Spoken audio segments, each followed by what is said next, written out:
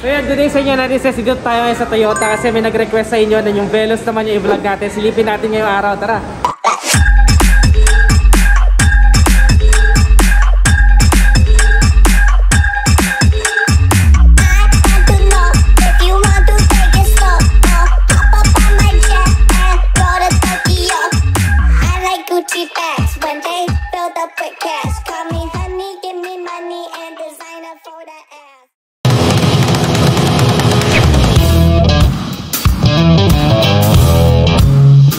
Alam nyo na ito yung isa sa mga sasakyan na feeling ko pwede both pang business, pang family, tsaka pang profiling.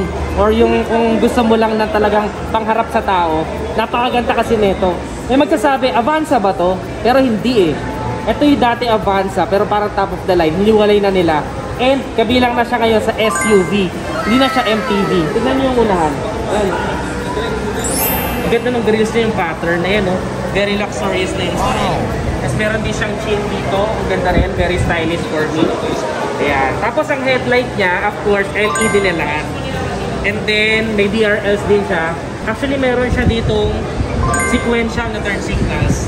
Tapos dito to, meron siyang Veloz dito. Ganda, no? Pagdating naman sa fog lamps, halogen pa. Kasi ito, kita mo parang sa Rush, sobrang premium na. Kasi yung chrome accent ko dito, dire-diretso na doon. Parang may pattern siya. Hindi yung pinaka-aesthetics niya. Ito lang yung mga side niya, Medisense na matte. Ayan, itong mga nasa gilid niya. Tapos, ang ganda ng gulong niya. Machine finish na two-tone. Ang ganda, oh. Very elegant niya. Both unahan tsaka likod, disc na. 205 by 50 by 17 yung sa likuran. Yung sa harap naman, same lang, 205 by 50 R17. Ganda, oh. Sa gilid, ganda. Purplish silver. Ganda, no? Elegante ng kulay. Sa likod niya, this says LED din yung kanyang mga ilaw. Ito yung nagustuhan ko. Tingnan niyo.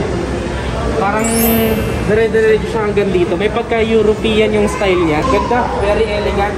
Sabay, ito pa lalo, yung nagpa-premium. Yung Veloz niya dito na emblem. Ayan, no? Premium looking. Tsaka, ayun, parang nag-blend siya sa likod. Ang ganda ng itsura niya. Parang may sarili siyang character eh. Hindi siya kamukha ni Rush. Tara, tingnan natin yung loob. So yan natin says 7-seater to. Kaya sabi ko, good for family. Tingnan natin yung loob. Yan, kasyang-kasya mo. So syempre, I'm not the tallest person in the planet. Pero, tingnan nyo. Sobrang laki ng legroom ko, pati ng headroom ko dito. Tapos, meron din siyang for the air control. Tapos, yung mga aircon niya, meron din available din para sa middle. Tapos, hagip na yung hanggang sa likod. And, nakakatuwa tol, tingnan mo. Pwede mo kontrolin kung saan papunta yung hangin. Diba? Para presko. Yung kanyang upuan, napakaganda rin na quality.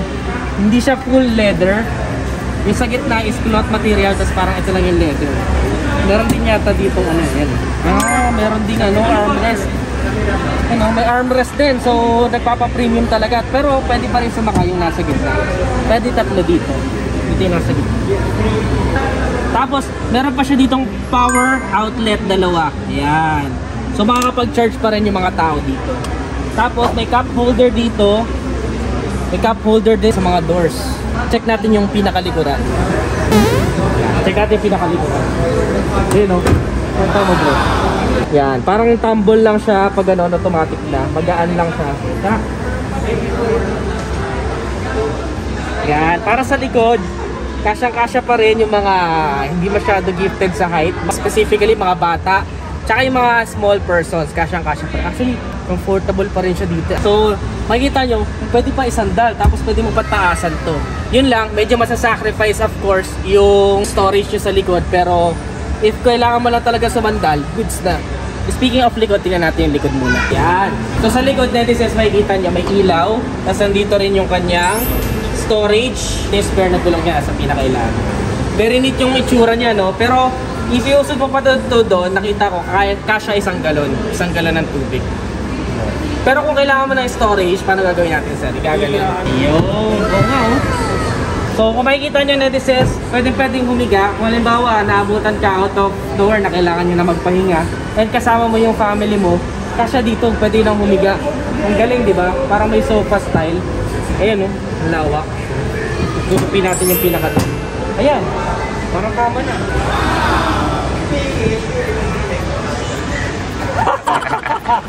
Di ba? Pwede na. Ang nakakatuwa pa dyan, may mga cup holders din siya dito sa mga magkabilang gilid. So, kahit yung mga nasa likuran is okay. Tapos, yung pinaka-aircon niya, hagip na hagip yung mga nakaupo sa likod.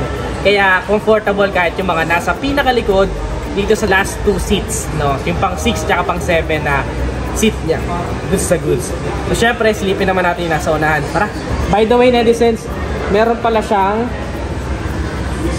rear camera. Yan. So meron siyang assist pagdating sa pagpa-parking. Roof rail niya, elegante din. Kaya sir? Ay, oo nga oh. Pati doon. May illumination dito oh. May po yun sa ulan. Sobrang premium na yan. May transmission. Ito. Ayun oh. Ganda oh. Sobrang elegante no. Keyless na pala siya, netizens. Galing ah. Ito pa yung susi niya. Yan. Keyless na siya ah. Sobrang elegante, keyless na. Ito yung lock niyo. Galing. Diba? Parang kung hindi mo ito kabisado, maghahanap ka talaga.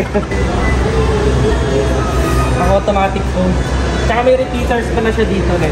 Tapos ayun o, nakikita nyo yung nandoon sa loob. Ayan o, yung ilaw na yan, pagka nilak to dito, yun, namatay. Tapos, tumiklop to. Galing, diba? Automatic na lahat. Check natin sa loob, sasakay ako. Ganda o. Ang laki ng infotainment niya. Around 7.2 inches itong infotainment niya. Para siyang tablet na maganda yung pagka-intact to place. Tapos syempre, of course, with Android Auto and Apple CarPlay na siya. Tapos, yung aircon niya dito din yung hazard niya. Auto-climate na rin yung aircon niya. So, ibig sabihin, kung magsaset ka lang temperature dyan, balance na hanggang likod. Tapos, meron siyang digital na, paano guys, full digital na to, sir? Yes, sir. Multi-information display. Yes, sir. MID. MID. Tapos ito, yung mga touch niya, parang piano black holder. Ang elegante, no? Yun lang, ingat kayo kasi parang gasgasin siya, no? Kapag gaganito. So, doble ingat sa mga gagamit. Kasi nandun siya sa mga touch sides yung mga tinatouch natin. So, ingat-ingat na lang kayo. Ang ganda ng cup holders, ang elegante.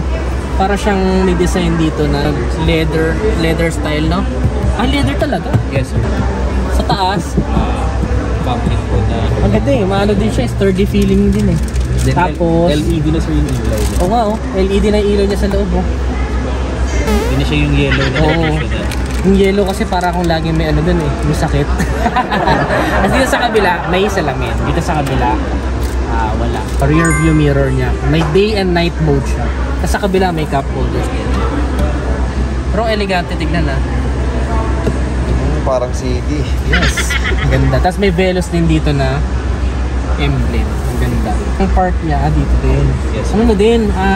Button na rin. CVT na rin tayo, sir. Hindi siya handbrake. Oh, hindi na siya handbrake, no? Then may wireless charger dito. EPB na Ito, tayo. wireless charger. Yes po. Papato nyo lang po yung phone nyo dito. Nag-charge na siya. Naka-on. Yung phone nyo capable. Okay. Yung phone mo is compatible for wireless charging. Yung iba kasi parang ang gulo tignan kapag yung mga wires kung saan na lang dito. Ito wireless na. Lalo ko isang phone lang naman. At saka meron pa dito, alam ko eh. Ayan o, may charger. Oo, diba? May charger siya dito para sa iyong passenger seat naman. Tapos meron din dito storage. Meron din ba? Meron din, may storage din. Meron tayong 6 airbags. Ganda no? Pati yung manibela niya. Yung manibela niya is meron din mga buttons. Ganda ng mga quality dito. Ganda. Ano tong brake hold? So, yung brake hold natin, sir, is even nasa drive yung transmission nyo. Okay. Basta naka-on si brake hold function, i-hold niya ng full stop yung kotse nyo kahit nasa drive. Okay. So, once nag-gas ka, dire-diretso ka lang ulit. Parang sa motor natin yung stop and go function. Okay. Stop and start. Okay. So, Nga no, para sa mga European countries ganun eh, pinapanatili nila yung noise pollution. Halimbawa, nasa traffic light. pero hindi mamamatay na. Oo, parang ano lang siya, quiet. Tapos i-ano mo lang, gas ka lang, tudo na siya ulit. Ang galing ano? Tsaka nakaka-add yun sa fuel efficiency. For the Veloz po, may own experience, nag-range siya ng 15 to 17 kilometers per liter. City driving or Yes ano? po, combined na yun, sir. Combined. Kumbaga, ano na yun, wapakils na driving mode. Normal driving mode Opo, na. realistic na po yun, sir. Dito sa kabila, naka-foldable din yung kanyang assistant. Ganda. Ang ganda niya. Premium feels sa loob. Parang yung satisfaction mo, kung mahilig ka sa mga premium na sasakyan, nandito ang ganda. Pati yung passenger, parang matutuwa dito. Kasi may mga laruan din sila sa likod. Mga charger, tapos may mga ano din sila, controls din sila for the air. tsaka kung saan mo gusto itutok. Pati yung nasa last. Also drive mode switch. Drive mode switch, para saan to, sir? By pressing this, sir, you can choose between eco mode tsaka sport mode.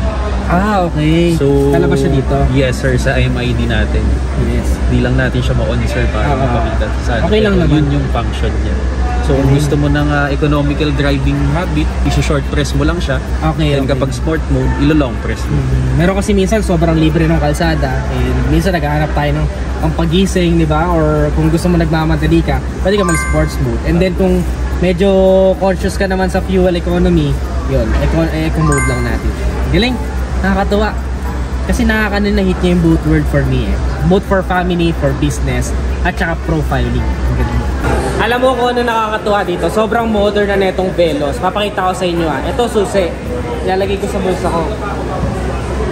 Wala akong hawak. Gamit ka. Tignan mo ah. Ito lang, gamit kang daliri. Open na. Oh, lalak ko ah. Okay, nandito yung ano. Wala akong hawak. Oh. Ay, isa pa. Okay. Magic. Galing, no? Galing. Bili tayo. By the way, Nerices, ang engine type ng Veloz na 2023 model ay inline 4-cylinder dual overhead cam, chain drive with dual VVTi. Meron siyang 106 horsepower at 6,000 RPM, habang meron naman siyang 138 Nm of torque at 4,200 RPM. So yun, Nerices, ayun na nga yung ating Veloz na very new model. Siyempre, tatanungin natin kung magkano yung presyo. Yun, maraming salamat kay Sir Ray at kay Sir Dave para sa pag-assist nila sa atin dito sa pag-feature natin netong Veloz. Kasi dami nagre-request nito. So alamin natin magkano yung presyo. So, ngayon, sir, ang cash price ng G variant natin is 1,185,000. So, if you wish po na for color white, which is yung white pearl namin, additional 15,000 po siya sa cash price niya. Then, for this month po, you can drive home our new Veloz for around 129,000 down payment with a monthly of around 23,800 for 5 years. So, ganun po siya ka-affordable. Yung free na po yun yung insurance siya. All in na po siya. So, all in na. Yung insurance na yun? Yes, yes. Yun yung kinagandahan pag sa Minto mo.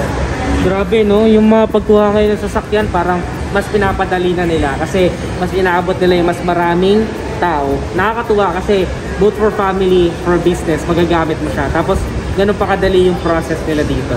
So dito lang yan sa Toyota Dasma. Ayun, thank you so much sa Toyota Dasma. Pero pa ba kayong ibang gustong sasakyan na mapanood next vlog? Comment nyo lang sa baba. Kung nagustuhan nyo ito, don't forget to give this video a thumbs up. Again, this is Ned Adriano. Always keep it cool and ride safe always.